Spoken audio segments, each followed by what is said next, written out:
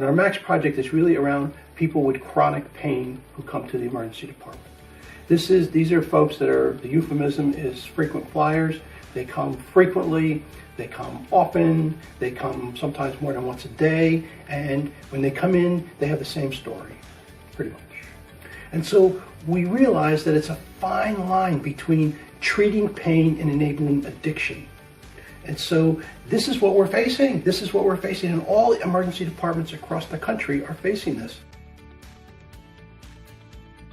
These patients who are presenting to the ED wanting to be treated for chronic pain, that's usually not the key reason they're coming to the ED. There's a variety of reasons that they're presenting.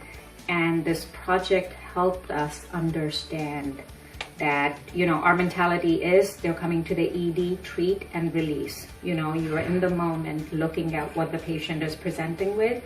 It kind of gave us pause, where we took that extra 5 minutes with that patient to ask them, why are you really here? The ER and the outpatient office in the hospital, we weren't really communicating with each other.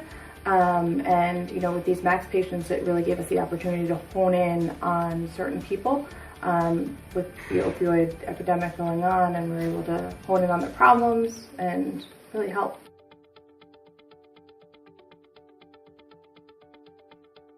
There was a case where the patient did say, she was feeling lonely. And so he went down and he just played some, I don't know if it was checkers or what, with her. But he did that for her. Social isolation. That's a very difficult thing to deal with. It was really a new way of thinking. So a patient would present to the ER. The ER physician would recognize that they were, one of the patients in the MAX series, and that would really set off a whole chain reaction. They would call over to the primary care physician's office, let them know that their patient had arrived in the ER. We had, from our end, because it's such close proximity, we were able to send a care navigator over. They were able to meet with the patient and, if possible, take that patient over to the primary care physician that day and really see what the issues were. So it really just started a whole chain reaction that, at the end helped the patient, and then kind of helped them see that going to the ER wasn't always the appropriate way to get their needs met. I think overall, with education and support from the administrative team, to tell the providers, we have your back, and these are the goals also, they got to explain to them, this is what we're trying to accomplish.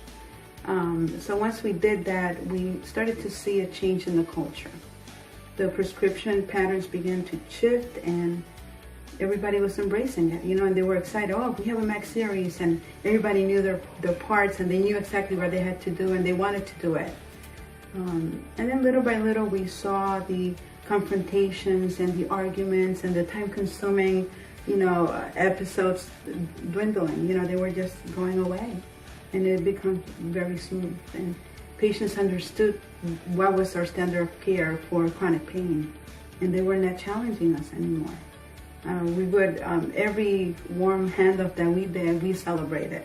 Every time the care navigator came over and took a patient under their wing, and it was a good thing. We were happy, we were celebrating that.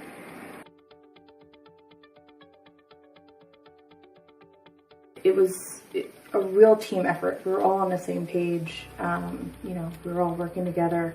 So it was great for the patients. It was great for us. It was just a great relationship. For the providers also to understand that, or to promote that mentality that we're no longer doing the treat and release. We're looking to connect the patients with options, treatments, modalities that are good for them, and they're going to end up in long-term positive outcomes, rather than just give me a shot of the water and I want to walk out the door. And what was eye-opening for us was that our cohort, we thought it was going to be 30 to 50-year-old males, addicted. And we were extremely surprised when we dissected our data. 64 out of the 64 people, it was 47 women from ages 20 to 60. And we had one patient who was 80 years old. So very surprising. Addiction impacts everybody. We reduced ER visits by, I believe, 64%. for this population, and we reduced administration of opiates in our ER overall by 84%. So that is pretty dramatic. Now, maybe a year ago, there was a young man came running into the emergency department, screaming that his girlfriend's out in the car and she's not breathing.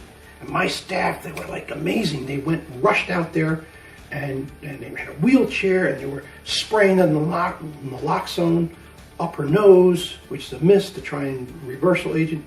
Her lips were as blue as my shirt. She was not breathing, and it didn't appear that she'd been breathing for a while. I ran out there and I watched my staff. They were amazing. They were trying to save this woman. They pulled her out of the car and put her in the wheelchair and rushed her into the hospital, and I was sort of standing there kind of almost bewildered. And then I noticed a movement in the back seat, and there was a small child back there.